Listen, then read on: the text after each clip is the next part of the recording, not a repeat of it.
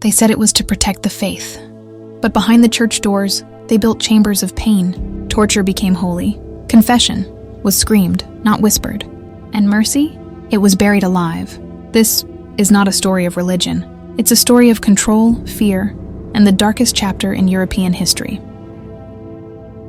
The year was 1478. Spain, a land reborn from centuries of war and religious conflict. The Catholic monarchs, Ferdinand and Isabella, had just united the kingdoms. Their goal? To create a pure, united Christian empire. But their idea of purity would soon bathe Europe in blood. It started with whispers. Jews and Muslims who had converted to Christianity were accused of secretly practicing their old faiths. The crown feared betrayal. The church demanded obedience, so they created a weapon, cloaked in robes. It was called the Holy Inquisition, but there was nothing holy about what came next. At first it seemed like justice, courts, judges, trials, but soon confessions were beaten out of the accused. Torture was sanctified. Suspicion alone could lead to imprisonment or death. For over 350 years, fear ruled Spain, not with swords, but with silence. And even today, the full horror of what happened remains buried beneath cathedrals, castles, and centuries of guilt. It wasn't born in darkness, it was created by the light. Spain in the 15th century wasn't just a country, it was a battlefield of faiths. For nearly 800 years, Christians, Muslims, and Jews had fought, traded, lived, and prayed on the same soil. But in 1492, everything changed. That year didn't just mark Columbus setting sail, it marked the end of Muslim rule in Spain. The last Islamic kingdom, Granada, had fallen. The Catholic monarchs, Ferdinand and Isabella, now ruled supreme. And they had one goal left: unify Spain under one God, one church, one truth. But unity, as they saw it, meant eliminating difference. And that's when the real war began. Not on a battlefield, but inside homes, hearts, and souls. Jews and Muslims were given a choice: convert or leave. Many stayed, they converted. But the church didn't believe them. Imagine this. You've been baptized, you attend Mass, you wear the cross. But one neighbor's whisper, just one, that you lit candles on a Friday night or avoided pork. And suddenly you're arrested. Faith wasn't measured by belief. It was measured by fear. In 1478, the Spanish Inquisition was born, approved by the Pope, controlled by the Crown. But unlike past Inquisitions, this one had no outside oversight, no limits. The first Grand Inquisitor was a man named Tomás de Torquemada, a Dominican monk, a fanatic. Under him, the Inquisition became a machine, relentless, cold, and holy. Secret prisons were built, torture chambers equipped. Accused heretics had no right to a lawyer. They didn't even know who was accusing them. Innocence didn't matter. The more you begged to be believed, the guiltier you looked. And then came the trials. Public, terrifying, meant to humiliate. If found guilty, you could be whipped, exiled, have your property seized. But the worst sentence was reserved for those the church truly feared. They called it the act of faith, auto da fe. Public executions, burnings at the stake, a parade of horror, disguised as salvation. Mothers watched their sons burn. Husbands saw their wives dragged away. And all the while, the church rang its bells. This wasn't justice, it was theater, and the price of admission was your soul.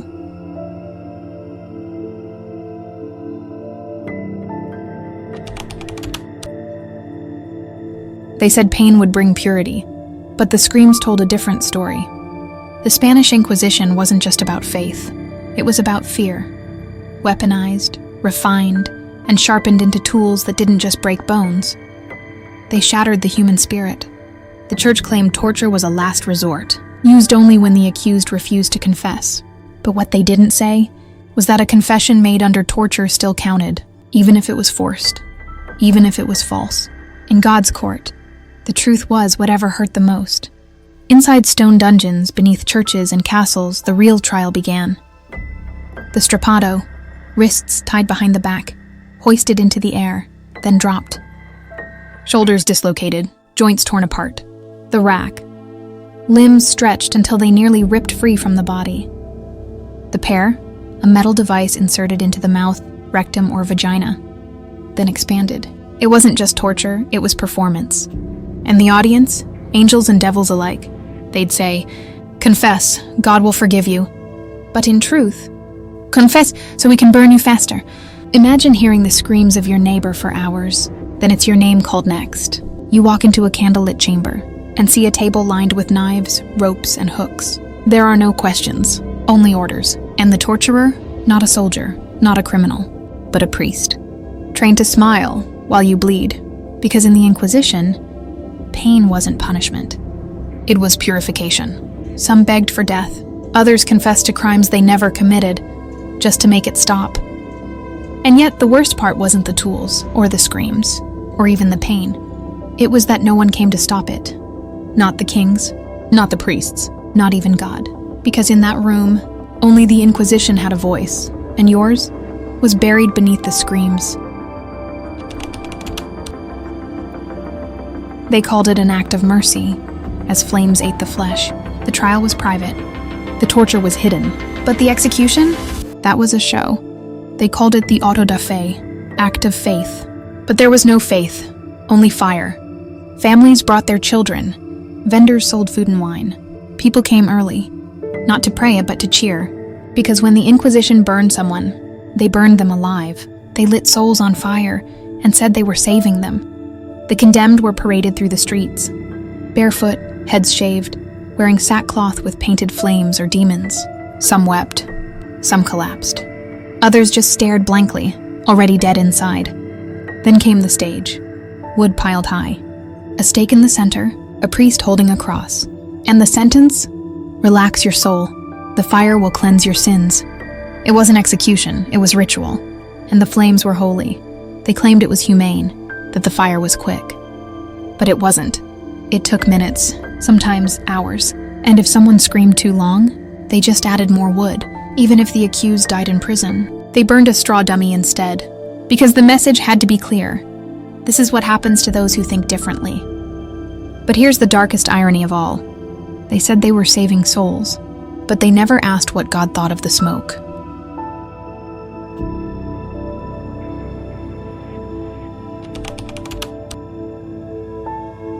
It wasn't about faith, it was about fear. The Spanish Inquisition claimed it was chasing heresy, but who they really hunted were those they couldn't control. They didn't need proof, they just needed suspicion. First, it was the Jews who had converted to Christianity, then the Muslims who stayed silent during Mass, then the Protestants, the philosophers, the healers, the women who read too much. No one was safe. A priest who questioned a verse, a woman who brewed herbal medicine, a man who dreamed too loudly. All became enemies of the church. And the worst part? Most of them weren't guilty of anything. They called them conversos, or secret heretics. But really, they were scapegoats. The Inquisition didn't chase sinners, it created them. Imagine being pulled from your bed in the middle of the night. No charges, no defense, no voice.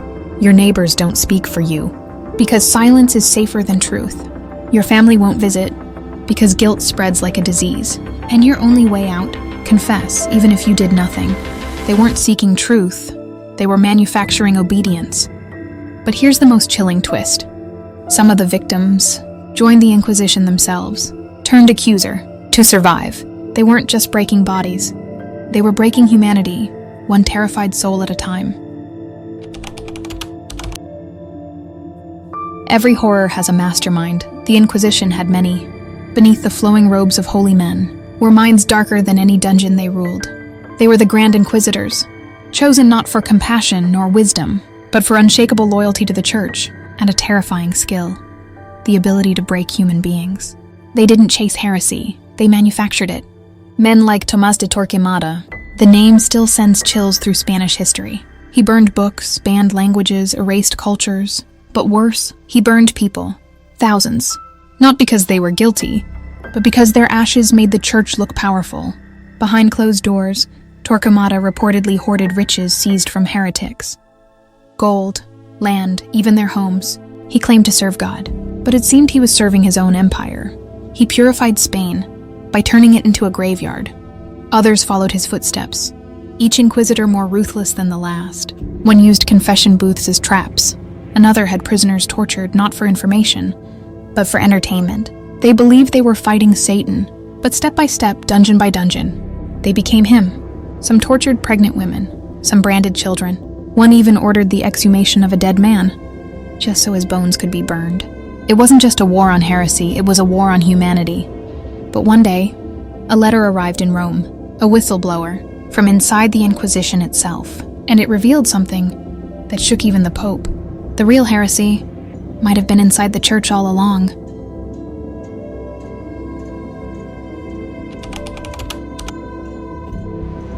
The truth doesn't burn as easily as flesh. The Spanish Inquisition ruled with fire and fear, but even fire leaves behind ashes.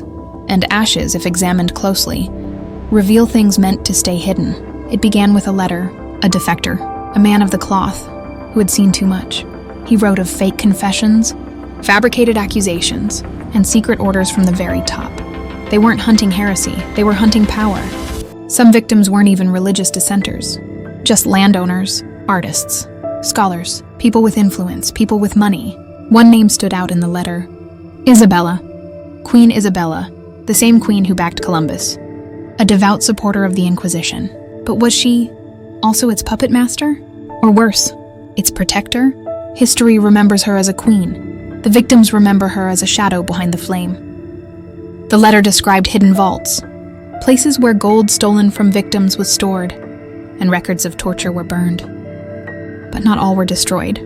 In a forgotten monastery, an old journal was found, written by a low-level scribe who once worked for the Inquisition. He had detailed everything. Names, methods, experiments. Yes, experiments. They weren't just torturing bodies. They were studying how to break the human mind.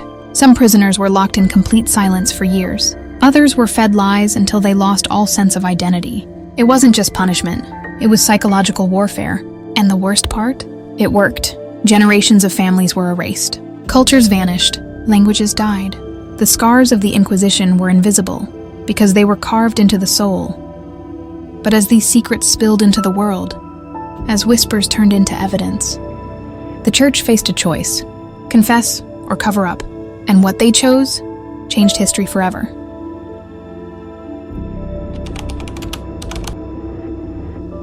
When the devil hides in robes, who dares to speak God's name? Centuries had passed, the blood had dried, but the memories still screamed in silence. Then came the reckoning. A group of historians, backed by leaked Vatican archives, stepped forward. They had found something undeniable: trial transcripts, torture orders, handwritten notes, signed by inquisitors and high clergy. But here's the twist. Some of the confessions were fake, but some weren't. They drowned the truth in a sea of lies, so no one could tell the difference. The Inquisition didn't just silence its victims, it weaponized guilt, forcing people to confess sins they never committed, and punishing those who never lied, a paradox of pain. Even worse, the church used these confessions as proof that the Inquisition worked.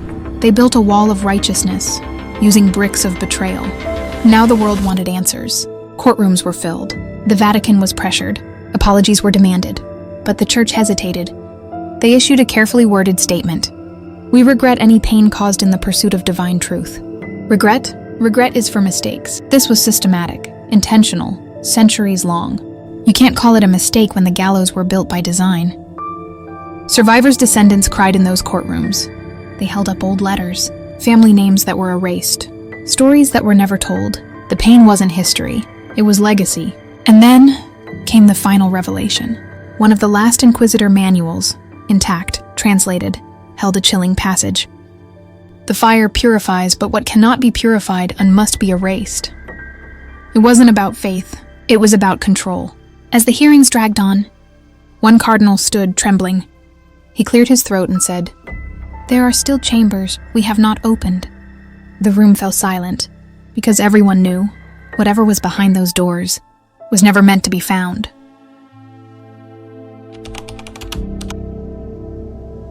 History doesn't sleep in books.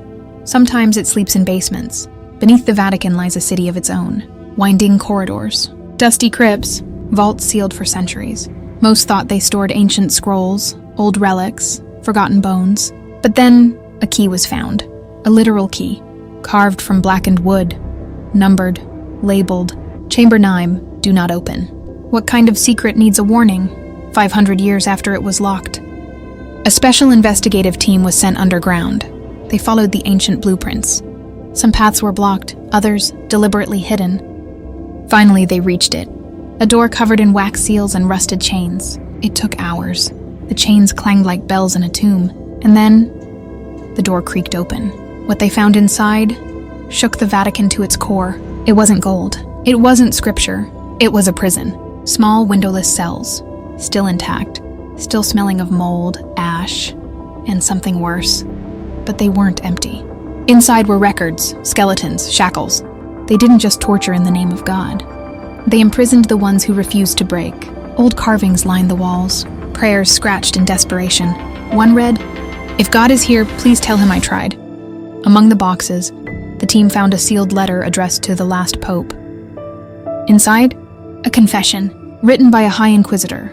He admitted to fabricating charges, to torturing innocent scholars, to burning women for owning books. He ended with, "Forgive me, but if hell exists, I know its floor plan." Just as they were about to seal the door again, a historian noticed something behind a crumbling wall. Another door, unmarked. No chains, no warnings, but freshly reinforced. The air around it, colder. The team stood frozen, because if Chamber 9 held this, what was behind the door with no name? History hides its worst sins behind silence and sealed doors. The unnamed chamber was colder than the others. Not by degrees, by dread. No chains, no markings, just a heavy iron door that hummed, faintly, almost like it was breathing. The team hesitated. Even the lead historian whispered, "This wasn't meant to be found." But curiosity and duty won. They opened it. It wasn't a prison. It was a ritual chamber, a perfect circle. Symbols inlaid with gold, 13 stone chairs, each with a name carved in Latin. And in the center, a stone altar, blackened, scarred, still wet. One of the names chilled the room. Torquemada, the Grand Inquisitor himself. But the worst part? The walls were alive, covered in human skin, tanned and stretched into parchment. On them, written in blood, was a repeating line, "The flame purifies, the flame remembers." One of the researchers collapsed in tears. She had traced the name of her ancestor, burned at the stake in 1497, accused of nothing but reading Arabic poetry. She wasn't a heretic, the researcher whispered. She was a daughter, a dreamer. It wasn't justice they served. It was obedience disguised as salvation. But there was more. A hidden compartment beneath the altar contained a bound book, wrapped in red cloth, locked by bone clasps. The label? Only to be opened when fire returns to the church. They didn't open it. Not yet. The Vatican sealed the room within 24 hours. The team was sworn to secrecy. But one photo, blurry, dark, leaked online. It showed the book. And within weeks, strange fires began burning in churches across Europe. Some say the Inquisition ended in the 1800s. But if that book was right, maybe it was only sleeping. The Spanish Inquisition may be long over, but its echoes still haunt the pages of history. If this dark tale shook you, imagine how many more are buried in time, waiting to be uncovered. Subscribe to Weird Histories for more stories they never told you in school. And if you think you're brave enough, share this with someone who thinks they know history, because this was just the beginning.